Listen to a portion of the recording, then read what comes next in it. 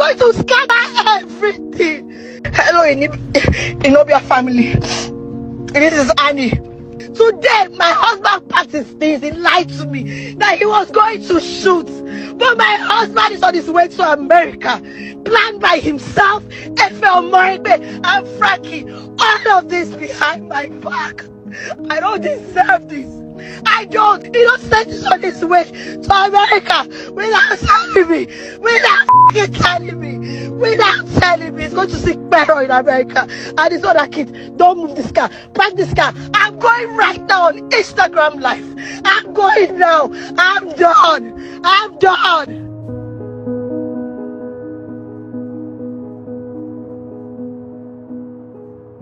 This is a video that asks one painful question. How much can a woman take before she finally breaks?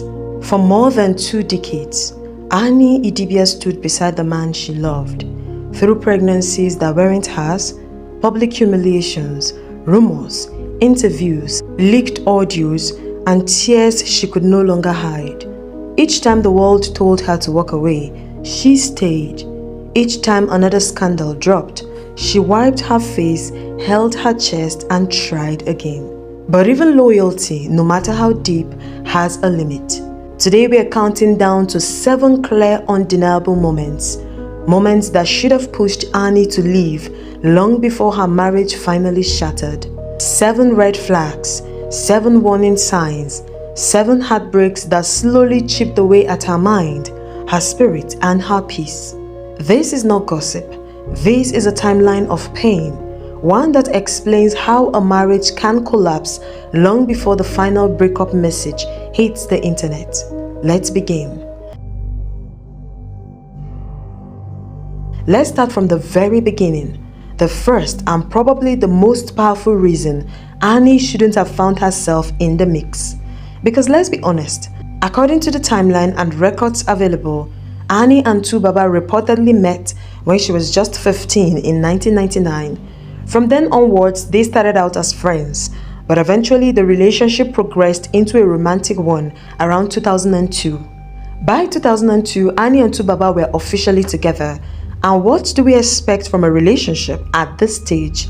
Trust, faithfulness, 2 people putting in everything to make it work. But let me surprise you. While they were still dating, in January of 2006, news came that Tuface had fathered a child with another woman, Sumbo Adioye, a son named Nino.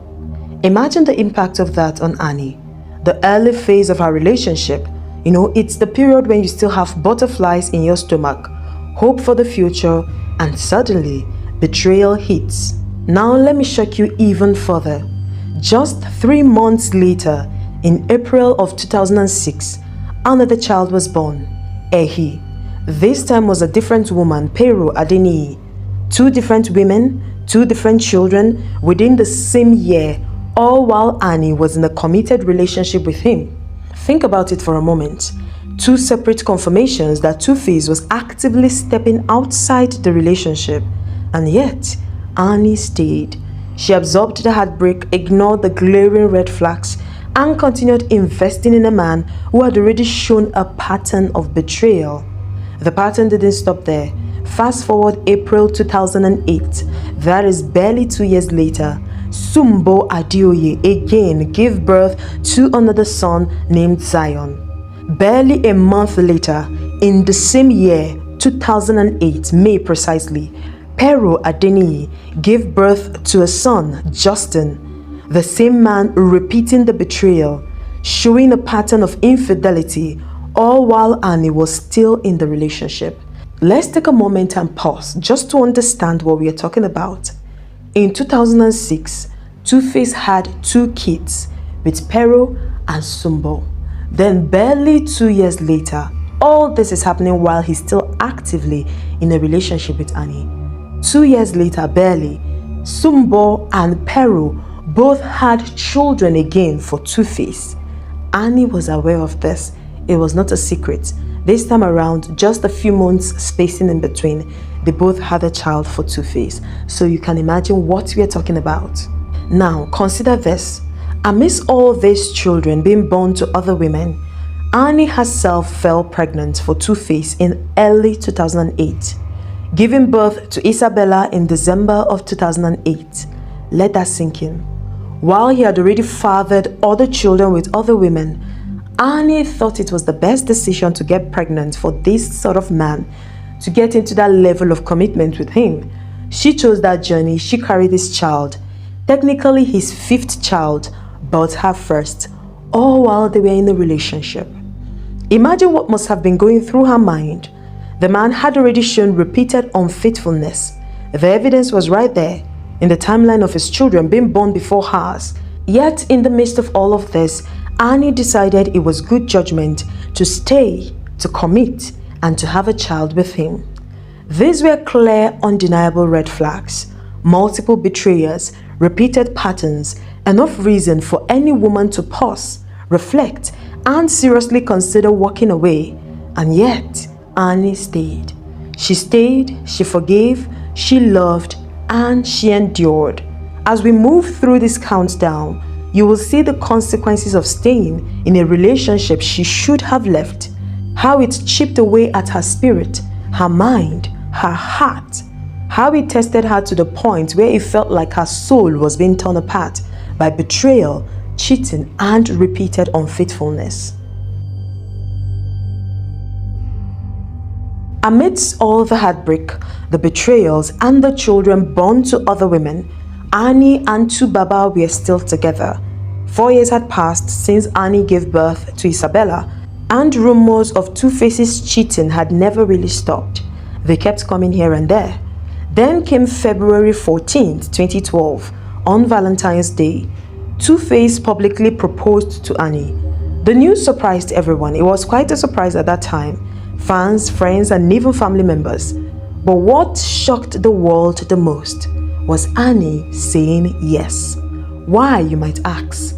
Because by this time, whispers had been flying for months. Rumors of affairs, of unfaithfulness, of children with other women, all shadows hanging over the relationship. And yet, Annie chose to accept the proposal. The most glaring betrayal, however, came shortly after. In April 2012, that was the same year he proposed to Annie. Barely 2 months after the proposal, Pero Adeniyi gave birth to her 3rd child with Tubaba.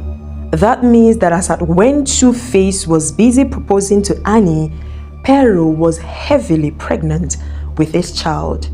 Pause for a moment and imagine the weight of this reality. The man you have loved for years, the man you are about to commit to in a marriage, has another woman carrying his child.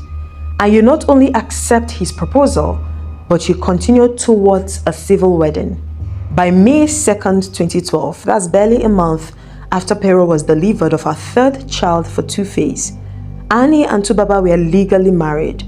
Later, they had the traditional wedding and the white wedding in 2013. All this while the evidence of betrayal, a living, breathing child, was right there, staring her in the face. But Annie decided to take that walk. Think about it again. Who knowingly walks into marriage with that hanging over their head? Who chooses to ignore the glaring red flags, the history of unfaithfulness, and the reality of a child born outside the relationship? Not the 1st, not the 2nd, not the 3rd, not the 4th, but the 5th. And the 5th was only 2 months after the proposal.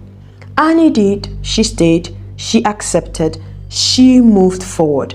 And in doing so, she set the stage for the next heartbreaks, the next betrayals, and the slow unraveling of trust that will define much of their married life.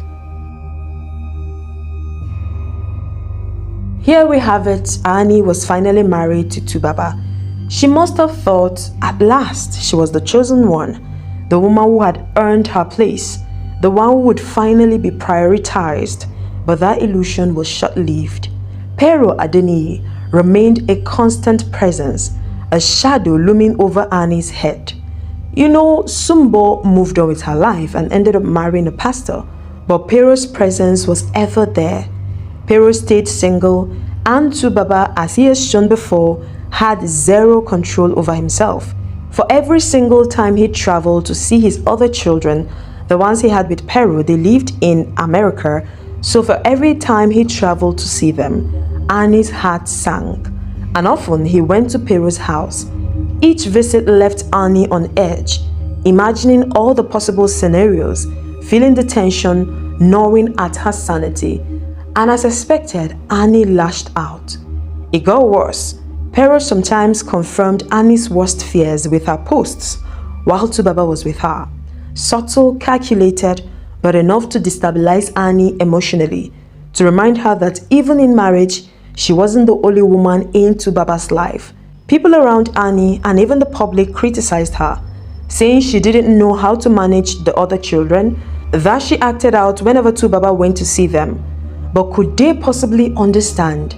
How could a woman maintain composure when the very foundation of her marriage was constantly challenged? Annie's mind carried the weight of this constant shadow. Every trip Tubaba made to see his children became a test of her patience, her trust, and her emotional endurance. But here's the cruel twist. Tuface could have made it easier for her. He could have chosen neutral spaces like a hotel or playground, anywhere away from the very woman whose presence fractured his wife's peace of mind. He could have chosen to take Annie along, to show that she mattered and she was respected, that her heart was safe. After all, they were going to see his children, which are logically her stepkids. Instead, he didn't. Every visit ended up at Peru's house. Every stay, every moment reinforced a pattern that Annie could not control. And the pattern was deliberate, even if unconscious. Someone always pulling the strings from behind, orchestrating the tension while Annie bore the full emotional weight. Tubaba's lack of action, his failure to shield Annie from this psychological strain, was not just negligence. It was a reflection of a narcissistic pattern, the one controlling the dynamics locked in the shadows, while Annie's reactions, her fear, her frustrations, her heartbreaks, and her emotional outbursts were visible to the world, misinterpreted, criticized, and dismissed. And then again, one of the things that reinforced Annie's reactions was the reality that Tubaba had proven over and over again that he had zero respect for marital boundaries or vows. He had shown he had no control over his body, no capacity for faithfulness. Every previous scandal, every child outside the marriage, every unresolved temptation confirmed that Annie's fears and emotional responses were entirely valid. But the question remains, why did Annie stay? She could have dissociated herself from the chaos, chosen her peace of mind, protected her mental and physical health. Yet, what we see was a woman who continually prioritized a man and a marriage over her own well-being, and the consequences were heavy. As the script will later reveal, the emotional toll was immense, leading to spirals of despair, coping mechanisms like drugs, and a slow unraveling of her spirit. One decision, the decision to leave, could have spared her much of this pain. Yes, she would have had temporary heartbreak, but it would have prevented the long-term devastation, the deep psychological scars, and the eventual public humiliation. After enduring years of heartbreak, rumors, and betrayals, Annie's pain finally spilled into the public eye. She took to Instagram, posting a heartfelt outburst that revealed her frustrations, exhaustion, and the deep hurt she carried. Though she later apologized for the post, attempting to frame it as an overreaction, it was clear to everyone paying attention that this was more than just a social media outburst. It was a glimpse into the emotional weight she had been carrying for years. But that moment was just the beginning. About a week later, a leaked audio recording emerged, raw and unfiltered. In it, Annie spoke about the betrayals she had suffered, the manipulations behind her back, and the ways she felt excluded and disrespected. She revealed the subtle yet relentless ways her marriage was eroding her peace of mind, plans made without her, decisions taken behind her back, and a sense that even those closest to her were complicit. In that recording, you could hear her pain, the fear, and the utter despair. A woman grappling with a situation that constantly chipped away at her soul. She repeats phrases like, "I don't deserve this," and describes feeling trapped, misunderstood, and completely unseen. It is a window into the mind of someone who has given everything to a relationship only to have her loyalty met with repeated betrayals. This wasn't just about public embarrassment or gossip, it was about Annie, exposed and vulnerable, a woman trying to survive the emotional chaos of a marriage that continuously harmed her, and yet she stayed. She stayed despite the pain, the repeated betrayals, and the mental strain. She stayed despite a world that judged and misinterpreted her reactions. And that in itself forces us to ask, what keeps someone anchored in a situation that continually erodes their sense of self? In March of 2022, Annie broke down on Young, Famous and African. For the first time, the world saw the depth of her pain, the heartbreak, the betrayal, the emotional exhaustion that had been building for years. Her words were raw, unfiltered, a glimpse into a woman whose soul had been stretched to its limits. Every pause, every sigh, every tear revealed the turmoil she had endured silently. Then in May 2022, Annie unfollowed Tubaba on Instagram, a subtle but public statement of her emotional state. When people noticed, she came forward, saying it was a glitch on the platform, but the truth was visible to everyone who knew her journey. She was constantly doing damage control, constantly trying to protect what wasn't even valuable, constantly defending the man and the marriage at her own expense. And yet, despite all of this, she stayed. She remained in a situation that was eroding her peace, her dignity, and her emotional well-being. That's the story behind the Instagram unfollow and her meltdown on television. A woman caught between love, loyalty, and the need to protect her own sanity. After years of Annie's emotional battles, the heartbreak, the breakdown, the leaked audios, and the public meltdowns, one would expect some measure of accountability from Tuface. One would hope for at least a semblance of care for the woman who had stayed, endured, and suffered so much. Instead, on Young, Famous and African, he made a statement that reverberated far beyond the screens. Men are wired to cheat. Think about that. A man whose wife had publicly broken down repeatedly because of the psychological weight of his escapades chooses not to apologize, not to promise boundaries, not to offer even the smallest reassurance. Instead, he publicly justifies his behavior. In that single sentence, he sent a message loud and clear to Annie. I'm not going to change. I'm not going to stop. Your pain is not my problem. And as if that was not enough, the same justification was repeated in later interviews, cementing the message, prolonging the damage. Every repetition was a mental hammer against Annie's psyche, a constant reminder that her loyalty, her love, and her sacrifices meant little to nothing to the man she had devoted herself to. Now let's pause and consider this. The funny part of this whole thing is, if the tables were turned, what if Annie had been involved in her own escapades, committed the same betrayals? Could Tuface have stayed with her? Could he have forgiven her? Would he have continued the relationship? Annie never seemed to pause long enough to consider this. But if she had, if even for a brief moment, she might have realized that she was being offered less than a beggar on the streets. And yet she said thank you, stayed, and continued to endure the emotional torture and horrors that came with that choice. The toll of this cannot be overstated.